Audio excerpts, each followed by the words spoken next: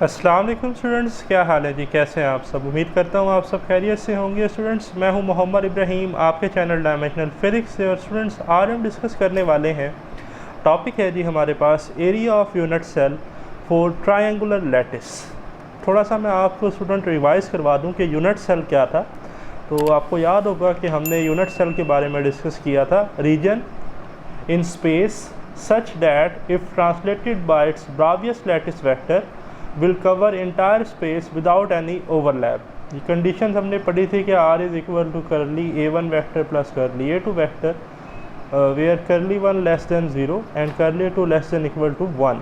और for square lattice 2 dimensional में हमने देखा था स्केयर लैटिस था, ठीक है। ये इसके लैटिस वेक्टर हैं A1 और A2।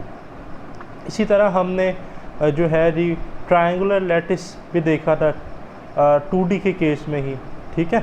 तो आज जो है ना हमने जो काम करना है वो है area of unit cell of triangular lattice. हम क्या करेंगे, सबसे पहले तो हम एक ट्रायंगुलर लैटिस ड्रा कर लेंगे, जैसा कि इधर मैंने ड्रा भी किया हुआ है। मैं यहाँ सेपरेटली आपको एक ट्रायंगुलर बना के भी दिखा देता हूँ। ये लेट्स से जी ये जो हमारे पास लैटिस है, या मैं इन पॉइंट्स को अगर मिला लेता हूँ, ये वाले जो पॉइंट्स हैं, तो ये हमारे पास एक ट्रायंगल बनता है, ठीक। ये जो शेड मैं कर रहा हूँ ना, ये सारा का सारा जो रीजन है ये है ट्रायंगल का एरिया। हमने यही कैलकुलेट करना है स्टूडेंट्स, ठीक है, ट्रायंगुलर लैटिस के लिए। अब आप इधर देखें तो ये मैंने एक 2 डायमेंशनल ट्रायंगुलर लैटिस ड्रा किया है, ठीक है। अब यहाँ पर ये जो ट्रायंगुलर लैटिस है, अब यहाँ पर अगर हम देखें तो ये यूनिट सेल बन रहा है इसका पूरा। अगर मैं यूनिट सेल को सेंटर से कट करूं तो एक ट्रायंगल ये बन रहा है, एक ट्रायंगल ये बन रहा है। फर्दर फिर मैं इस ट्रायंगल को अगर हाफ करूं, कट करूं सेंटर से, तो इसमें 2 राइट एंगल ट्रायंगल बन रहे हैं। दोबारा सुने, यूनिट सेल है ABDE। अगर इस यूनिट सेल का हाफ करें तो इसमें हमारे पास एक ट्रायंगल बनता है जो कि है ABD और एक है ADE। और उस ट्रायंगल का अगर हम फर्दर हाफ करें तो इसमें 2 राइट एंगल ट्रायंगल बनते हैं ABC और ADC, ठीक है। तो हमने करना ये है, सबसे पहले हम एक राइट एंगल ट्रायंगल का एरिया कैलकुलेट करेंगे, उसे 2 से मल्टीप्लाई करेंगे तो ये वाला जो इक्विलेटरल ट्रायंगल है उसका एरिया आ जाएगा। फिर इक्विलेटरल ट्रायंगल का जब एरिया आ जाएगा उसे हम फर्दर किससे मल्टीप्लाई करेंगे, 2 से, तो हमारे पास एरिया ऑफ यूनिट सेल आ जाएगा। ओके, तो अब देखें कि लेट्स से कि जी जो हमारे पास ये प्रीमिटिव वेक्टर हैं, ठीक है, ट्रांसलेशनल वेक्टर A1 और A2 ये सेम मैग्नीट्यूड के हैं, ठीक है। ये 2 डायमेंशनल है तो A1 A2 is equal to A suppose कर लें। अब मैंने इस डायग्राम में क्या किया स्टूडेंट, ये जो डायग्राम है इसमें ABC, ठीक है, ये हमारे पास B से D तक टोटल था A। हमने इसको 2 उसमें तकसीम कर लिया, A/2 A/2। तो B से C लेंथ कितनी बन गई, A/2, और C से D भी A/2। अब सवाल ये पैदा होता है कि ये जो H है ये कितना है, ठीक है, ये मिस्ट्री है यहाँ पर। तो H सबसे पहले हम कैलकुलेट करेंगे पाइथागोरस थ्योरम से। बाकी ये जो मैंने आपको शुरू में बताया कि एरिया ऑफ ट्रायंगल ABD, ठीक है, ये जो इक्विलेटरल ट्रायंगल है ABD, ये किसके बराबर है, एरिया ऑफ ट्रायंगल यानी कि राइट एंगल ट्रायंगल जो है ABC को ट्वाइस कर दें, ठीक है। फिर मैंने कहा कि here area of triangle ABC। अब क्या करने लगे हैं, ये जो ट्रायंगल है ना ABC राइट एंगल ट्रायंगल, इसका एरिया कैलकुलेट करने लगे हैं। तो एरिया का फार्मूला होता है 1/2 बेस मल्टीप्लाई बाय हाइट, ठीक है स्टूडेंट। तो अब हम करेंगे क्या कि बेस तो हमें पता है A/2 है, हाइट नहीं है हमारे पास, तो हम सबसे पहले हाइट कैलकुलेट करेंगे। तो देखें area of triangle ABC is equal to 1/2 base multiply by height, H ही हमने कैलकुलेट करना है। तो ये जो राइट एंगल ट्रायंगल था ABC, मैंने इसको सेपरेटली इधर ड्रा कर लिया, ठीक है, ABC। तो आपको पता है थीटा के सामने परपेंडिकुलर, परपेंडिकुलर के सामने हाइपोटेन्यूज, और जो बच गया वो है जी बेस। तो ये A/2 था, ये टोटल लेंथ प्रिमिटिव वेक्टर की A है।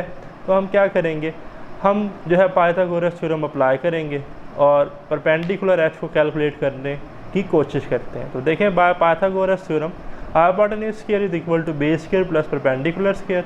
हाइपोटेन्यूज सिंपली A है, पुट कर दिया, बेस A/2 है, पुट कर दी। परपेंडिकुलर जो है ये कैलकुलेट करना है H स्क्वायर पुट कर दिया।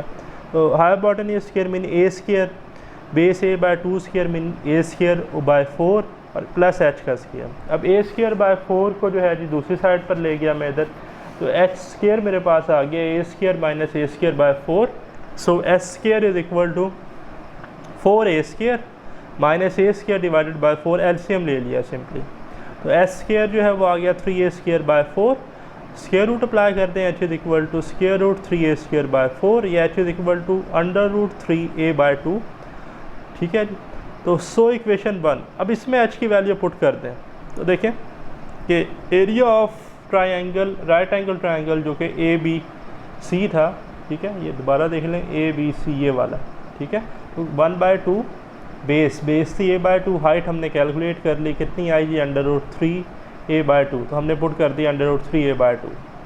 Now area of triangle A B C is equal to under root 3 A से ए मल्टीप्लाई, तो ए स्क्वायर डिवाइडेड बाय 2 का क्यूब बनता है, एक 2 दूसरा 2 तीसरा 2, तो वो 2 का क्यूब 8 होता है, तो 8 सिंपली पुट कर दिया।